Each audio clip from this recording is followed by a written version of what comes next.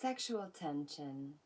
It's really fun to say, but do you actually know what it is and how to achieve it? I'm Amber DeVos, the Seducts, and I am here to give you a little piece of information about what sexual tension actually is. It is the generation of sexual desire without the consummation of it. So it involves anticipation, excitement, future tripping, thinking about what might be without actually getting it. So why am I talking about sexual tension, other than it's really fun to say, is that sexual tension, in my experience, is one of the most important ingredient to the dating experience that is often missing. Now, a lot of times people come to me and say, oh, I just didn't feel the chemistry, I didn't feel that thing, I didn't feel the spark, let's move on to the next. Yes, absolutely.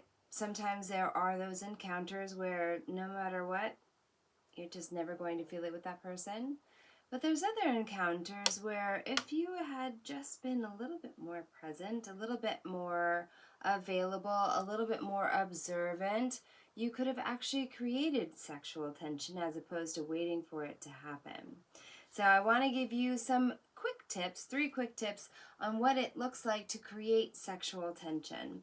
So number 1 is 3 examples of what sexual tension actually looks like, feels like physically. So first and foremost is eye contact. Eye contact. We don't say that the eyes are the windows of the soul for no reason. There is so much emotion and so much energy and so much communication happening in such a tiny little piece of real estate. And yet when you're on a date, that's where you're going to get the most information, with the exception of the rest of the body, right? But playing with your eyes, playing with her eyes, catching eyes, lingering gazes will go very far in creating sexual tension, because how most people behave is, oh, I'm really nervous, I'm very attracted, which doesn't create sexual tension. Yes, maybe some curiosity, but tension? No. All right, second is proximity. So an easy way to create sexual tension or to gauge if there is no sexual tension is proximity. Getting closer to someone, getting up in their space, and paying attention to how they receive it is going to give you so much valuable information on a date on whether or not you're creating sexual tension. So if you get into someone's space and they keep backing away from you, it's a sign that they're not that attracted to you. So you want to step back, rewind, look at your conversation, look at your eye contact, and then try it again. Versus if you get in someone's, inner circle and they don't move away from you, it's a great way to create sexual tension, because again, sexual tension is not the consummation, but it's the anticipation. So when you're up in someone's space and you're very close, it can feel like, ooh, what's going to happen next? Because I don't let just anybody into this inner space with me. And number 3 is mirroring. So one of the easiest ways to create affinity, not necessarily sexual tension, but affinity, is to mirror the other person's body language. And not in a very obvious, like if they put their hand like this, you put your hand like this. And if they stand like this, then you stand like this, because we'll pick up on that because it's inauthentic. But naturally, when people are vibing, they can't help but mirror each other's body language. So one of the greatest ways to create sexual tension is to mirror the way the other person is standing in an authentic and genuine way, or for you to do a move and pose a particular way and then see if they mirror you back. Because if they are mirroring your body language, the most likely that means that they are attracted to you. Okay, so verbal examples. So those were great, 3 great examples of sexual tension, but 3 great verbal examples are compliments. And yes, we can be polite with our compliments. Oh, you have lovely hair today. Oh, you look really well dressed. And then there are those more sexually oriented compliments without being creepy. I think it's really important when we talk about creating sexual tension is always pay attention to how someone is receiving what it is that you're serving over the net to them. So an example of a sexually tense compliment is, wow, you smell amazing. And it's a very innocent compliment, but at the same time, scent, right? Our sense of smell is one of our most sensual senses. That's a mouthful. For a very simple reason, because it goes immediately to our brain. So if you want to create a little sexual tension with someone, ooh, you smell really good. I like the way you smell. Your perfume is amazing. Wow, are you wearing cologne? You smell great. Right? So it's really acknowledging something that's a little bit deeper than surface level. Contrasting. So another way to verbally create sexual tension isn't to always be agreeable. I have some clients that have come to me and they are very agreeable in their interactions on dates, and then they come to me wondering why they got friend zoned. Well, being agreeable is very nice on a friend level, on a business level, on a casual level, on a very high social level. But when it comes to creating sexual tension, you actually want to be able to tease the person a little bit, be able to say no every once in a while, be able to poo-poo them, but in a very endearing and affectionate way.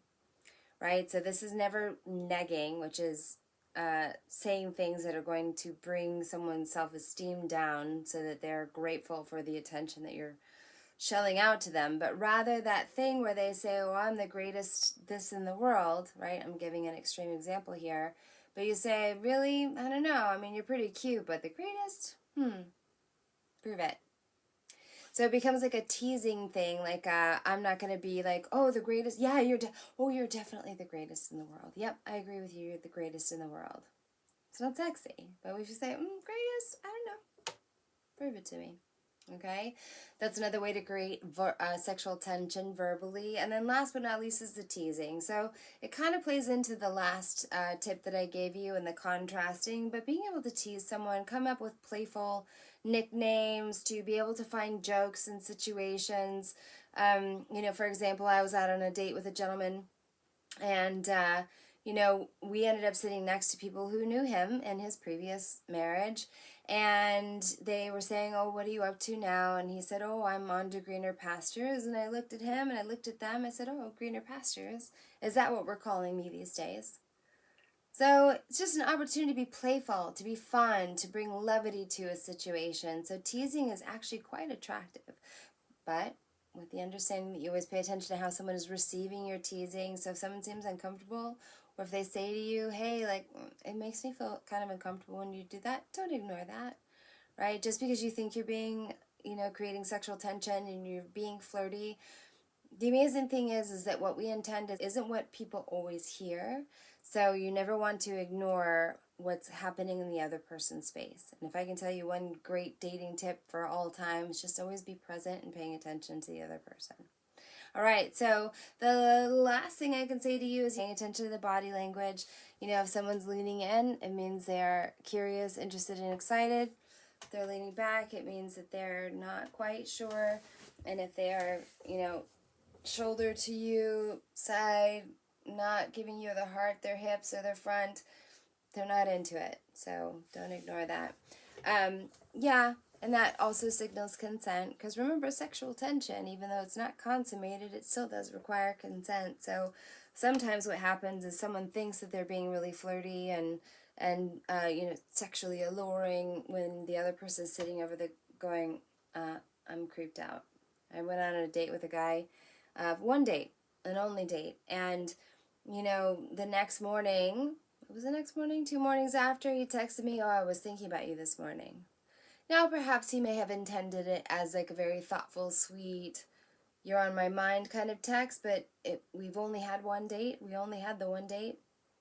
And for someone to text me that they're thinking about me in the morning can lead my mind to all sorts of different places that are just inappropriate after a first date, right? So even though he may have thought he was creating sexual tension, in fact, he was creating a lot of discomfort, and I never ended up having a conversation with that guy again because I felt so very uncomfortable. so you want to be able to read the room. Yeah, so sexual tension, I mean, this is a very brief video, but it's an area that you should absolutely learn if you're going to be a successful dater. So by all means, schedule yourself with a private consultation with me, free. We can have a conversation about what's going on in your dating life. Be sure to subscribe, sign up for my mailing list, join me on my bi-weekly webinars when you can. There's all sorts of really wonderful information. And of course, I want to hear your questions. I want to hear what you're curious about in your dating life, and even if you've had success stories. I love to hear when people have either used my advice or they have their own advice that they think could be helpful to the audience, because let's be honest, you know, dating is not easy. Even when you're working with an expert, it's still not easy. So this is a journey that we're all on. So I'm really excited to bring this kind of information to you. Stay tuned for all sorts of good things. If you're on Instagram, if you're on YouTube, wherever you are, I really look forward to the next time I see you. And until then, ciao for now.